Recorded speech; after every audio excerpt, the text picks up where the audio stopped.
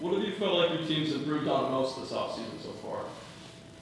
So when I see our team now compared to last year, not necessarily in terms of the work that they've done or their skills improving, but I just see we have more depth. We brought back a lot of players, and then we also brought in 5 new freshmen that can all play. One thing that I notice as I'm talking to players is that everybody did play in the off season, and there's references to what their summer coaches were telling them, like their private coaches. So the thing I would say that's improved is when I gave them homework in the spring, that they went and they did it. And so, it can be little things like what simple fitness stuff is one thing, but then little things like, okay, we wanted your volleys to be more calm or simple with what you're doing, or we wanted your footwork to improve, or you have more topspin on your forehand. A lot of those things have improved. And so that is the benefit of seeing older players on your team is that you pile skill on skill on skill, and then it's just cleaner. Every time you see them, everything's a little bit cleaner. And then I think also that naturally you get a little bit, when they return, you get a little bit of just more maturity, and they know kind of what to expect from me. Then they also know the big picture. So, if we say we're working on this strategy in singles, that maybe this is new for the first years, but for everybody else, it's like they pile a new layer of recognition and anticipation on top of that. With most of the team returning from last year, the depth that you were talking about, what is one thing you were excited to build off of from last year? So like the match experience is huge, and like I said, like they see what's coming next. The anticipation. Whether that's within a point or whether that's with like, okay, during the season, here's things that'll be challenging that we need to be ready for. But then also it's been a couple of years since we've really had seniors and people that it's not really a question of who is in charge of driving this culture, right? So we have seniors. We also have returners that have been in the lineup for a few years. And I think that is huge for us. We kind of took a bit of there was just a couple years we were really young. And at that time that you're kind of rebuilding, even though you're still expecting to win matches then.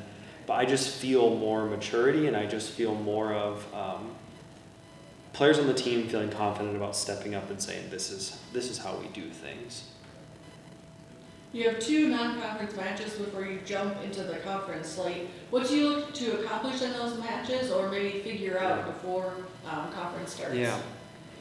I think the women's conference season is more challenging than the men because by the time you hit the conference, you'd like to know where your lineup is at.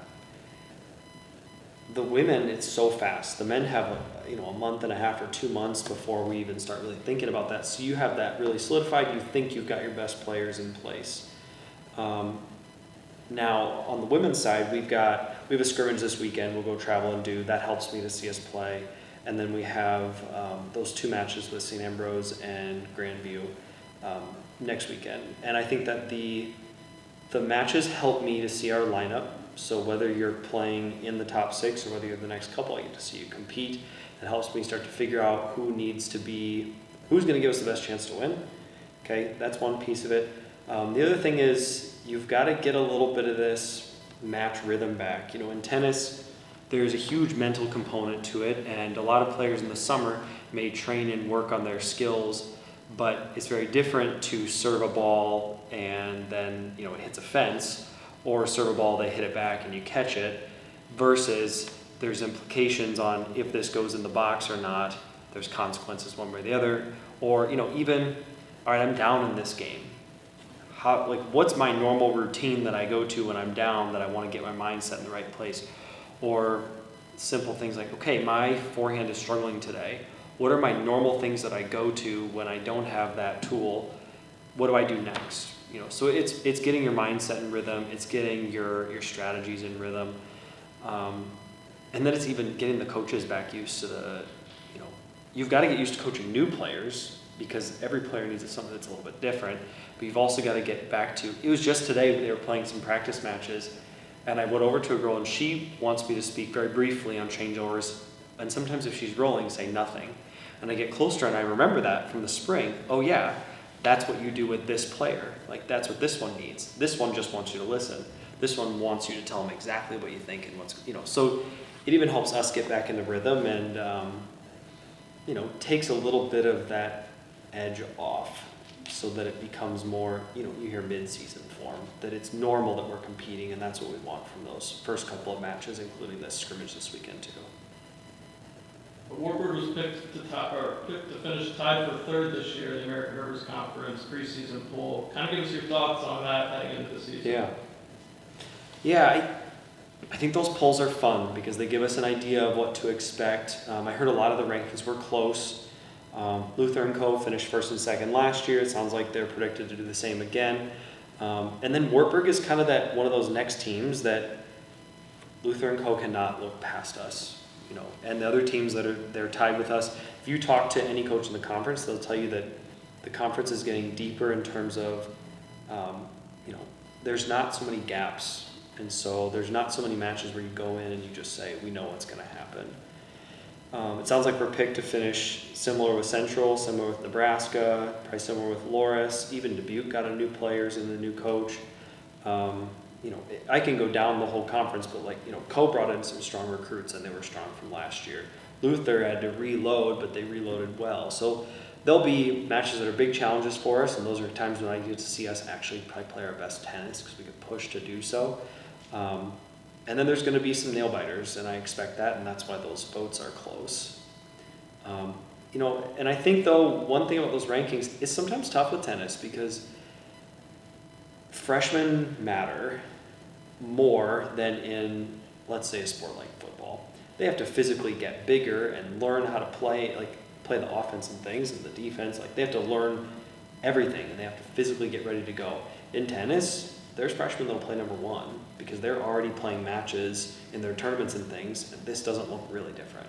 So it's sometimes hard to make these predictions because while tennis matches, the better player usually wins, there's not so many upsets, you don't even know what their lineups are going to look like. I suspect the men's rankings might be a little bit more accurate because we're going to have seen those players a little bit, but you don't know who everyone's going to have, and, does this player from, Costa Rica or something, is their rating, how does it translate to here? Same if they're from Colorado, Texas,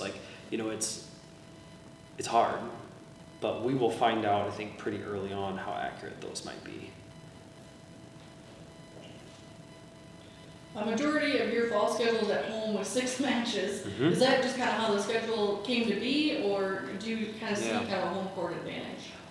So the conference will alternate and put us on kind of a schedule to go back and forth, and that's typical by the book stuff. So on that side, we just got a nice year, so that means we were probably on the road a little bit more last year, and maybe we'll be on the road a little bit more this year. But then, honestly, the reason we get that is because if you reach out early in scheduling, you can say, hey, everybody comes and meets us here. I think our players love that because it's a good opportunity for a lot of friends and family come to those matches so they get to feel the support and the love. And then also just reducing your travel a little bit keeps everybody a little more happy and, it just kind of balances their school and tennis schedule a little bit.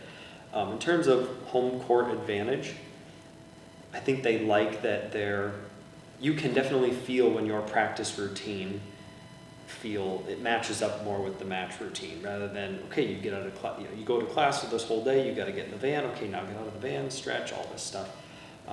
So I think it helps you're in your own environment, and like I said, you get a little bit of friends and family there and a little bit of support, and you get fueled by that. Maybe there's some nerves in that way too, because people are watching that you care about, but that's good for us too, yeah.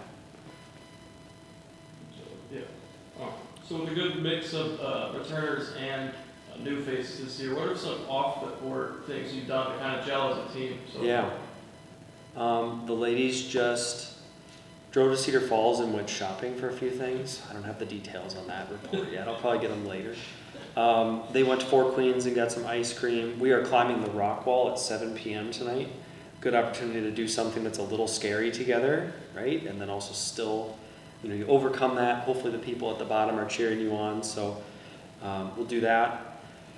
What else? They did another thing today. Oh, we have a senior who was off campus. They went and hung out there. They were going to do a bonfire, but all of outside is a bonfire right now, so they just changed the plans a little bit. They'll do a breakfast at our house, and just really we're trying to get them to do two sides of things. We want them to have fun together, and then we want them to really be pushed and I don't know, struggle together, like deal with adversity together. I think those are the two things that bond people. They kind of work together. When you all go struggle, then afterwards walking off, you feel like, wow, we did that. I respect my teammates because they did that with me and they pushed me. Now let's go have some fun. We had fun. I'm really feeling that I love my team. I'm ready to run for you. Good luck this season. Thank you.